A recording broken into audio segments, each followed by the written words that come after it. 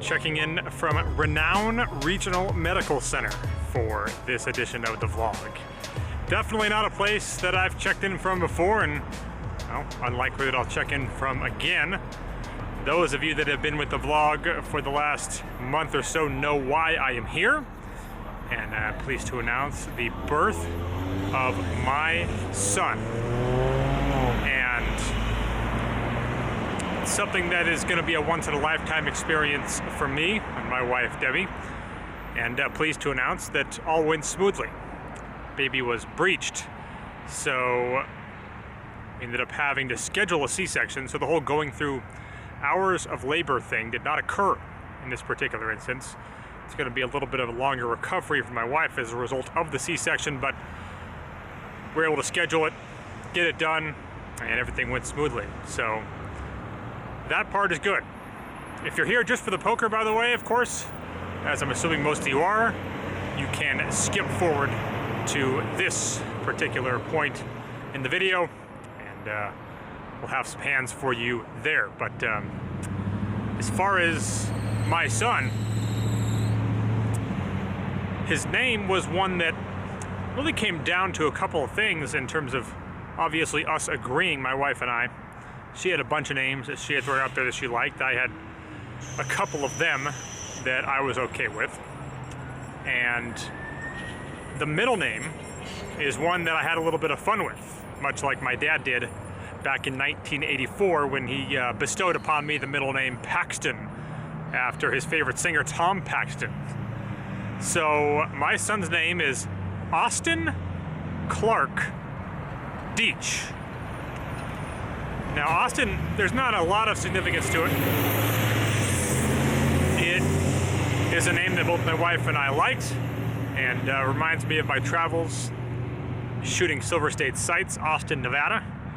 So with those reasons, we decided to go with it. I wanted kind of a short, simple name, and that fit the profile. And Clark, well, those of you that are 49er fans already know why he has that middle name, after the legendary Dwight Clark, who, believe it or not, I actually did know. Not well, but I knew him on 2 occasions.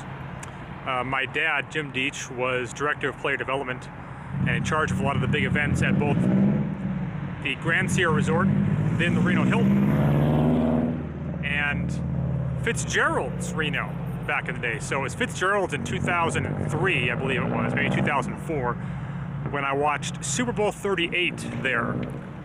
And that was Patriots-Panthers, and Dwight Clark was the featured guest, so these high rollers could come in and get pictures taken and meet Dwight Clark. And I got to be the guy just to hang out with Dwight for the majority of the time during that game. So probably for about half of Super Bowl 38, I was sitting next to Dwight Clark and just BSing with him. And the same thing happened for Super Bowl 40, just in a different venue for Steelers-Seahawks. So those 2 days, I did know him, couldn't have been a nicer guy, and obviously known for the catch, the play that ushered in the 49er dynasty in the 80s. And unfortunately, Dwight Clark, no longer with us, died way too young as a result of ALS, the worst possible way that you can go, and it just never ceases to make me sad thinking about it. But that's the quick backstory on that. So I'm going to have a little bit of time off from working at Channel 8 to help my wife get going with raising our son Austin, and we'll probably get a couple of sessions of poker, not many in, but a few during that time, because you know, I don't like going more than a week or 2 without playing. My game get a little rusty, and I hate to have that happen. So definitely one of these things. I mean, I never really envisioned myself as a parent, and it's really mainly because of my wife's insistence and her wanting to do this more than anything in the world that I ultimately agreed to it. Definitely a very joyous day. January 17th, 2020, 12:54 p.m., Austin Clark Deach, born at 7 pounds, 1 ounce, 20 inches long. A half Filipino baby. By the way, my wife is a Filipino American. She was born here. Her parents came over from the Philippines right before she was born. So it's good to have him. And I look forward to him and Leo meeting for the first time back at home. So with that said, let's get to the reason why most of you are here.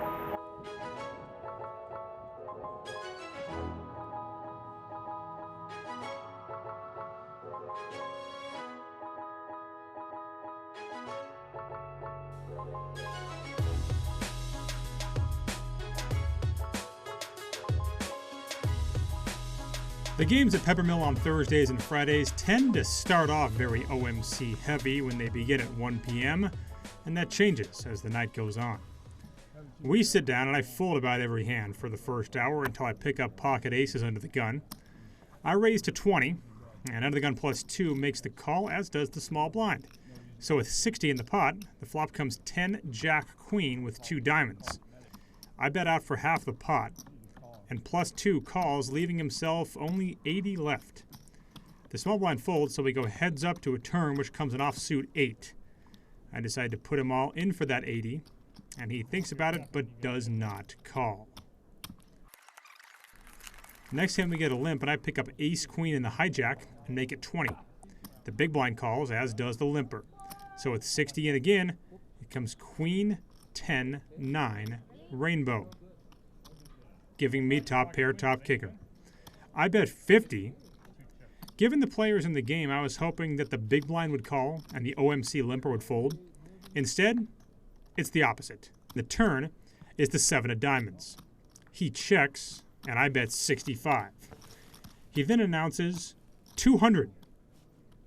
Now, this is a player that I know well, and like most players in 2020, slow playing is a lot more common than bluffing, and a lot more common, for sure, than value owning oneself.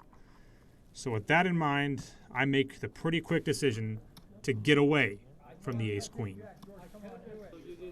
Next hand, we get a limp under the gun and a $15 raise in the cutoff. I pick up 7-9 of diamonds in the small blind and make the call, as does the limper. So with 45 in, it comes 5-7 deuce, 1 diamond, giving me top pair. Under the gun checks out of turn. Now, I was thinking about donk leading anyway, but after seeing that, it felt like a must to me. So I bet 15, and the out-of-turn checker decides to call. The cutoff folds, and with 75 in, the turn's another 7, giving me trips. I bet out, and before I am even done putting in the chips, he shoves in for his last 110. Obviously, I'm making that call given the amount. I thought that he was turning his hand over, so I turned my hand over, but he didn't end up doing it, and he never went on to show. I should have made him show. But either way, we take down a $295 pot. Not sure what he had. $10 straddle is on, and under the gun calls it. I look at queens in the low jack and fire in 2 green chips. The small blind, a VIP who has recently entered the game, makes the call. The limper folds, so with 110 in, it comes king 5-4, 2 diamonds. Small blind checks, and I check it back, hoping to induce or value bet thinly later on. The turn's a deuce, and again he checks. I decide to check it back once more, thinking along the same lines on the river. It comes another 4, so it's hard for me not to be good here. He checks, and I bet $50, and he pays me off with a pair of 5s. I then picked up ace-queen again, raised, hit top pair, and lost the hand. On the day, I raised ace-queen 3 times, hit the flop all 3, and lost all 3 hands. I think that speaks to what you get with ace-queen in 2020 poker. Our last hand of this vlog, we get a pro, making it 25 under the gun, and the hijack raising to 90. I looked down at pocket kings on the button, and I put in a 4-bet to 185. The original razor folds and the 3 better calls. So with 400 in, the flop comes King 10-4 Rainbow, giving me top set. He checks, and I elect to slow play it, thinking that the king would kill my action a lot of the time. So the turn comes a 9, and now he leads for 150. I opt for the min raise here. I make it 300, and he thinks about it for a long time and folds ace-king. So I end up choosing a terrible spot for a slow play. If I had just fast played it, he probably would have called me down or maybe even raised me and still called me after I raised him back. Who knows? But it's hard to know the perfect times to slow play. I thought this was one of them, and I thought wrong. I put him on queens, and that read was wrong. So either way, I win the pot, but he makes a very good laydown. And we wrap up the session, booking a win.